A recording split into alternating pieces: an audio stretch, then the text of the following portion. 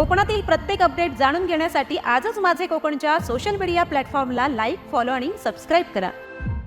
पेण शहराची जीवनवाहिनी म्हणून समजल्या जाणाऱ्या भोगवती नदीला गेल्या 3 ते 4 वर्षात अतिक्रमणाच्या त्रासाला सामोरे जावे लागले। याकडे महसूल खाते, जलसंपदा खाते उघड्या डोळ्याने पाहत आहेत। दिवसेंदिवस नदीपात्रात मोठ्या प्रमाणात अतिक्रमण होत आहे। यातच सिडकोने आपली पाईपलाईन विश्वेश्वर धरणापासून पुढे नदीतून टाकण्यास सुरुवात केली आहे। महत्त्वाची बाब म्हणजे याबाबत महसूल अथवा जलसंपदा खात्याला कोणतीही माहिती नसल्याचे समोर येत आहे। 11 डिसेंबर रोजी पेण प्रसार माध्यमांच्या प्रतिनिधीने भोगवती नदी गाठली तेव्हा समोर आलेले चित्र खूपच विदारक होते।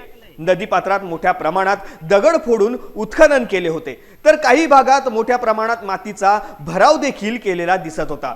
त्याप्रमाणे पाईप कट करण्यासाठी गॅस कटरला वापरण्यात येतो तो गॅस देखील घरगुती वापराचा होता।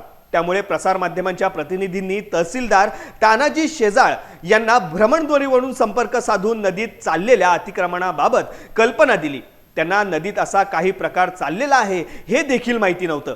तेव्हा त्यांनी तातडीने घटनास्थळी पेण मंडळ अधिकारी, तलाठी, महसूल सेवक यांना पाठवले। त्यांनी तातडीने सर्व बाबींचे पंचनामे केले, परंतु खरी गंमत तर यापुढे होती। तेथे असलेल्या सुपरवायझरला तलाट्याने दटावून विचारल्यावरती सिडको पाईपलाईनचे काम स्कायवे कंपनी करत असल्याचे सांगितले।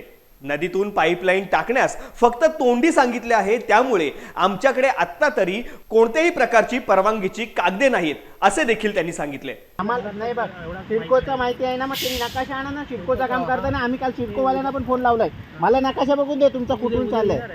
उद्या पण नाही, मी बातमी करणार, मी हे सगळं जप्त करायला लावणार तहसीलला। मला नाही माहिती, मला पाहिजे अधिकारी नाव दे जरा। त्याला कोणाचा ठेका आहे? ठेका कोण? ठेका कंपनी कोणती ठेकेदारी? अरे बाळा, तू काम करतोस ना, तू अरे बाळा तू हो कोणत्या कोणाकडे काम? तुझ्यावर कारवाई होईल, तुझ्याकडे कागदपत्र नाही ते काय आहे? काम कोणाकडे? तू कोणाकडे काम करतोस? कोणाचं काम करतोस? हा काम कोणाचा करतोस ते सांग मला। अनलिगली चालू आहे तुझं काम। मग इसका कोण आहे? त्याचा मालक कोण आहे? नेविल मदानी आहे। नेविल मदानी ना, म्हणून मला हे पाहिजे, नाही तर हे उचलायचं आहे ना मला। नाही मी काम नाही, उद्याचं उद्या सोडा तुम्ही, आज आम्ही वाजवून जाणार इथनं सगळा। या मशनी घ्यायला लावतो शिल्ला।